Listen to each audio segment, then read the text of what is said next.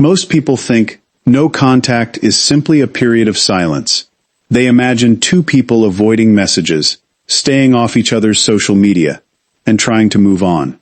But from a behavioral perspective, something much deeper is happening beneath the surface. When an avoidant and an empath both enter no contact, they are not experiencing the same event. They are experiencing two completely different psychological realities. The empath typically feels the separation immediately. Their mind begins searching for answers. They replay conversations, analyze mistakes, and attempt to understand what happened. The emotional connection remains active, even though communication has stopped. This is because empaths often process relationships through emotional proximity.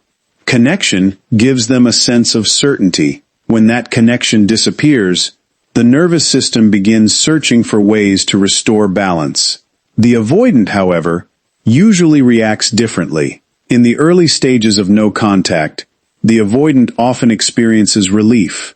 The pressure to communicate, explain emotions, or navigate vulnerability suddenly disappears. Their nervous system interprets distance as safety. To an outside observer, this can appear as if the avoidant never cared. That assumption is usually incorrect.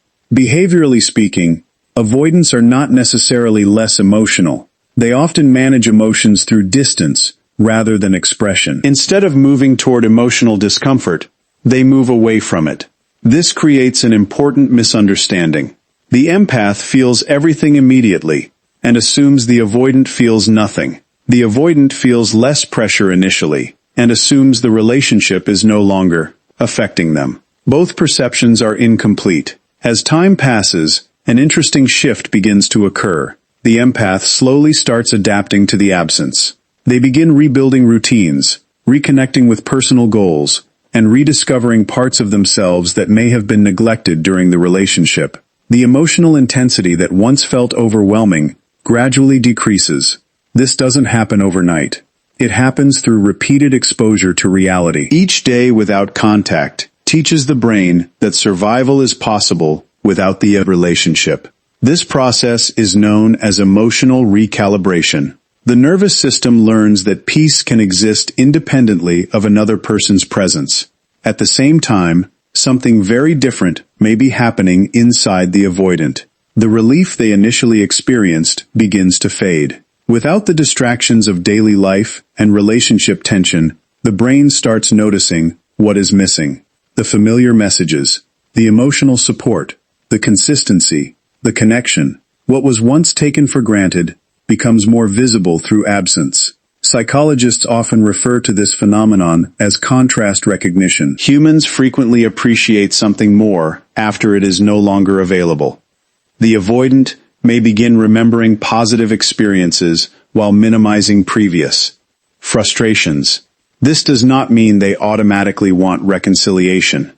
It means the emotional reality they postponed is finally becoming impossible to ignore. The silence has removed all distractions. Now both individuals are facing themselves. This is the stage where personal growth becomes the deciding factor. If the empath uses no contact solely to wait, monitor, and hope for a return, growth remains limited. If the avoidant uses no contact solely to escape discomfort, growth remains limited as well. However, when both individuals use the separation as an opportunity for self-awareness, profound change becomes possible. The empath begins learning boundaries. They discover that love does not require self-sacrifice. They realize that another person's emotional availability is not their responsibility to manage. The avoidant begins learning emotional tolerance. They discover that vulnerability is not weakness. They learn that intimacy becomes safer when communication replaces withdrawal. This is where the most significant transformation occurs. The relationship stops being the teacher. Life becomes the teacher. No contact creates a mirror. The empath sees where they may have overextended themselves. The avoidant sees where they may have disconnected from meaningful emotional experiences. Whether the two people reunite becomes a secondary question. The primary question becomes this: who have they become during the silence? Because when growth occurs, the dynamic changes. The empath is no longer chasing. The avoidant is no longer running. The old patterns lose their power, and for the first time, both individuals have the opportunity to interact from a place of awareness rather than emotional survival. That is what truly happens when an avoidant and an empath both go no contact. Not just distance, not just silence, transformation. No contact affects both people differently, because the avoidant and the empath experience separation through completely different emotional filters. On the surface, it may look like they are going through the same event. Communication has stopped, the relationship is on pause, or has ended, and both individuals are living without the daily connection they once shared. However, what happens internally is often dramatically different. For the empath, separation tends to create an immediate emotional response. Their mind naturally focuses on connection, understanding, and emotional meaning. When contact suddenly disappears, they may begin replaying conversations, analyzing interactions, and searching for answers. The silence feels loud because the empath is accustomed to processing emotions through closeness and communication. They often want to understand what happened, why it happened, and whether there is anything that could have been done differently. As a result, the early stages of no contact can feel overwhelming, creating a strong desire to reconnect or seek reassurance. The avoidant, on the other hand, often experiences separation through a very different lens. Instead of feeling the full emotional impact immediately, they may initially feel relief. The pressure of emotional conversations, expectations, vulnerability, or conflict is temporarily removed. Their nervous system interprets distance as safety, allowing them to regain a sense of personal space and control. To an empath, this reaction can seem confusing or even uncaring. They may wonder how someone who appeared invested in the relationship can seem so unaffected by the separation. What many people fail to recognize is that avoidants and empaths process emotions on different timelines. The empath often feels everything first and then gradually adapts. The avoidant frequently suppresses or postpones emotional processing, causing feelings to emerge later. This difference in timing creates one of the greatest misunderstandings between the two personality styles. The empath may assume the avoidant never cared, while the avoidant may assume the empath is being overly emotional. In reality, both individuals are responding according to deeply ingrained emotional patterns. As no contact continues, these contrasting experiences often begin to shift. The empath slowly learns to function without the relationship and starts rebuilding emotional independence. Meanwhile, the avoidant may begin noticing the absence of the connection they once took for granted. The emotional reality that seemed distant at first becomes harder to ignore. This is why no contact can feel like two people traveling in opposite directions before eventually arriving at a similar point of reflection. Although their emotional journeys look different, both are ultimately being challenged to grow, heal, and better understand themselves. The empath feels the loss first, because empaths are naturally wired to form deep emotional connections and invest significant energy into understanding the people they care about. When contact suddenly ends, the absence is not experienced as a simple lack of communication. Instead, it often feels like the removal of an important emotional anchor. The silence creates an immediate sense of uncertainty, and the empath's mind begins searching for explanations, meaning, and resolution. For many empaths, relationships are more than shared experiences. They become emotional ecosystems, where feelings, memories, hopes, and expectations are deeply intertwined. When that connection disappears, the emotional impact can be intense. The empath may wake up thinking about the other person, replay conversations throughout the day, and revisit moments from the relationship in an attempt to understand what went wrong. This is not necessarily because they are unwilling to move forward. Rather, their natural tendency is to process pain by exploring it, examining it, and trying to make sense of it. One of the reasons empaths feel the loss so quickly is because they are highly attuned to emotional changes. Even before no contact officially begins, they may notice shifts in tone, behavior, or communication patterns. They often sense emotional distance before it becomes obvious, As a result, when contact finally ends, they are already emotionally engaged with the problem. Their attention is focused on the relationship, making the loss feel immediate and unavoidable. The early stages of no contact can feel particularly challenging because the empath, usual coping strategy, connection, is no longer available. In the past, confusion might have been reduced through conversation, reassurance, or emotional closeness.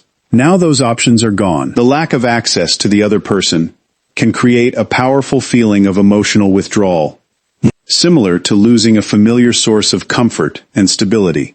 During this period, many empaths are tempted to seek answers, send messages, check social media, or look for signs that the other person still cares. Their intention is often not manipulation or control. They simply want clarity. They want to understand the emotional reality of the situation.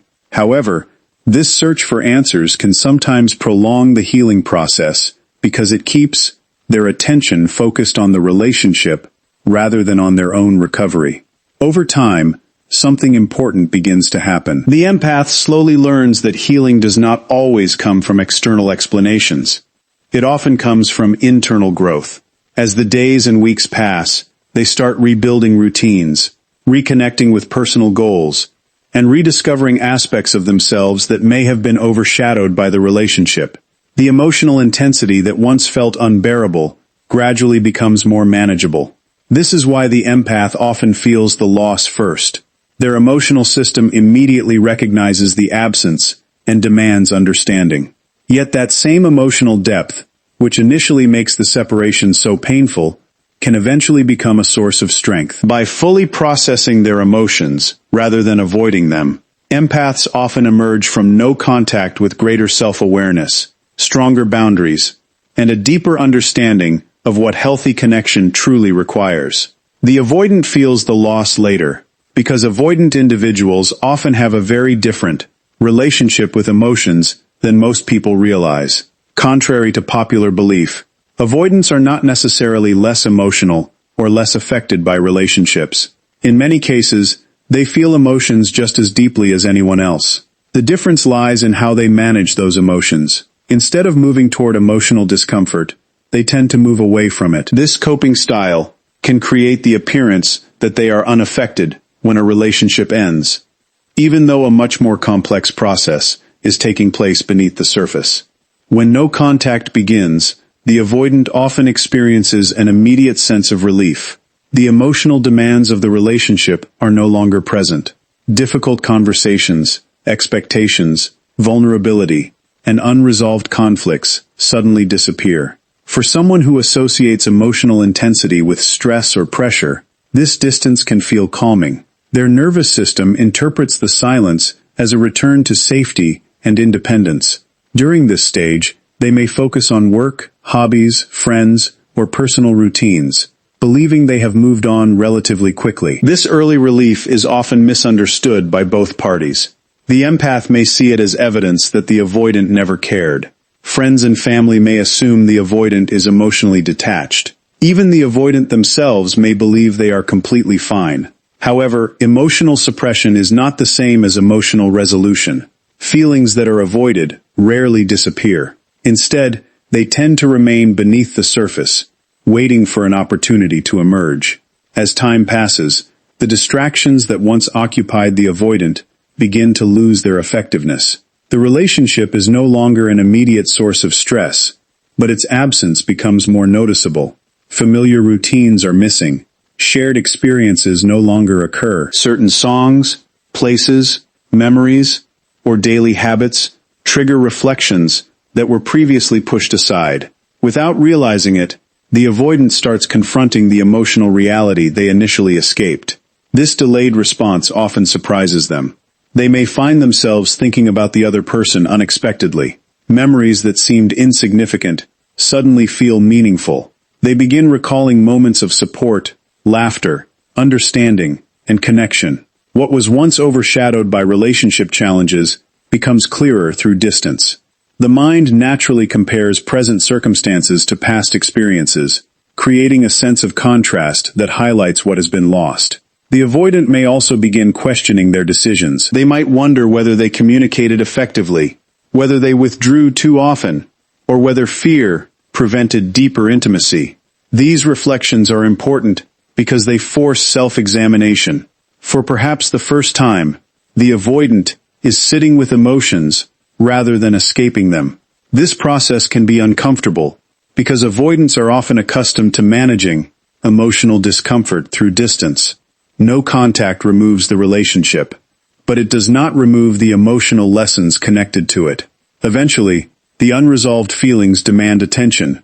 The grief, longing, regret, or appreciation that was postponed begins to surface. The timing of this experience creates one of the most significant misunderstandings between avoidants and empaths. By the time the avoidant starts fully feeling the loss, the empath may already be healing and rebuilding their life. The emotional timelines are reversed. The empath experiences the pain first and gradually recovers, while the avoidant often experiences relief first and emotional processing later. This delayed emotional awakening does not guarantee reconciliation or renewed contact. What it often creates is awareness. The avoidant begins recognizing the value of emotional connection, the cost of withdrawal, and the importance of facing feelings directly. In this way, no contact becomes more than a period of silence. It becomes a lesson in emotional accountability. The avoidant eventually discovers that distance can postpone emotions, but it cannot permanently erase them.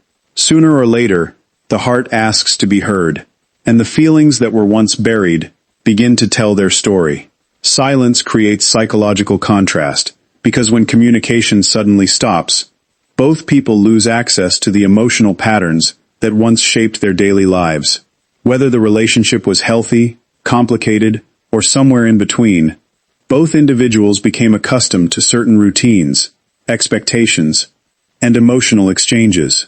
Messages, phone calls, shared experiences, arguments, reassurance, and even periods of tension became familiar parts of their reality. When no contact begins, those patterns disappear, creating a powerful contrast between what was once present and what is now absent. At first, many people focus on the silence itself. They notice the lack of communication and wonder what the other person is thinking or feeling. However, the deeper effect of no contact is not the silence. It is the space that silence creates. Without constant interaction, there is nothing left to distract either person from their own thoughts, emotions, and behaviors. The relationship is no longer occupying the center of their attention. Instead, they are forced to confront themselves. For the empath, this contrast often reveals how much emotional energy was invested in the relationship. They may realize how frequently they prioritized another person's needs, emotions, or approval over their own. The absence of communication highlights habits that once felt normal. They begin to notice how much of their daily emotional state depended on another person's responses. While this realization can be uncomfortable, it often becomes the starting point for greater self-awareness and healthier boundaries. For the avoidant, the contrast reveals something entirely different. During the relationship, distance may have felt necessary to maintain emotional comfort. Yet once the relationship is gone, the absence of connection becomes more noticeable. The avoidant no longer feels pressure from the relationship, but they also no longer receive the benefits of emotional closeness. The support, familiarity, companionship, and understanding that were once available are suddenly missing. What felt restrictive in the moment may now appear valuable in hindsight. This psychological contrast occurs because the human brain is highly sensitive to change. People often become accustomed to what they have and stop noticing its significance. Familiar experiences fade into the background of everyday life. It is only when those experiences disappear that their importance becomes fully visible. No contact creates exactly this type of contrast. The brain begins comparing life before and after the separation, making previously overlooked details stand out more clearly. Silence also removes the opportunity to maintain old patterns. There are no arguments to continue, no messages to analyze, and no emotional reactions to manage in real time. This interruption forces both individuals to examine their own contributions to the dynamic. The empath may recognize patterns of overgiving, while the avoidant may recognize patterns of withdrawal. Without the usual interaction between them, personal accountability becomes harder to avoid. Over time, this process can lead to profound personal growth. The silence acts like a mirror, reflecting strengths, weaknesses, fears, and unmet needs that may have remained hidden during the relationship. Instead of focusing entirely on the other person, both individuals are challenged to look inward. They begin asking deeper questions about their beliefs, behaviors, and emotional habits. This is why silence creates psychological contrast. It strips away familiarity and exposes reality. It removes distractions and reveals what truly exists beneath the surface. In the absence of communication, both the empath and the avoidant are given an opportunity to see themselves more clearly. And often, the most important discoveries made during no contact are not about the other person at all. They are about the person staring back in the mirror. Growth determines the outcome, because the true value of no contact is not measured by whether two people reunite. It is measured by who they become during the time apart.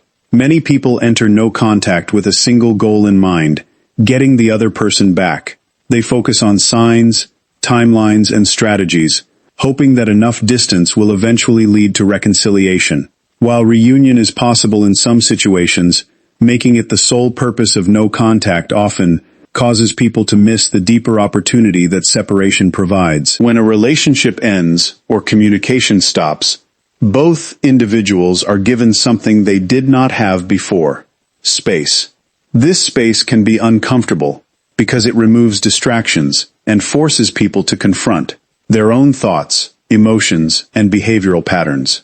Some people use this time to obsess over the relationship, constantly wondering what the other person is doing or whether they will return. Others use it as an opportunity to learn, heal, and grow. The difference between these approaches often determines the outcome far more than anything happening in the other person's life. For the empath, growth often begins with learning self-worth that is not dependent on another person's validation. During the relationship, they may have invested so much energy into understanding, helping, or supporting the other person that they neglected their own emotional needs. No contact creates an opportunity to redirect that energy inward. Instead of asking, "How can I make them understand me?" the empath begins asking, "What do I need to feel fulfilled and emotionally healthy?" This shift is powerful because it transforms them from someone seeking external reassurance into someone building internal confidence. Growth for the empath also involves developing stronger boundaries. They learn that love is not about sacrificing their well-being to maintain a connection.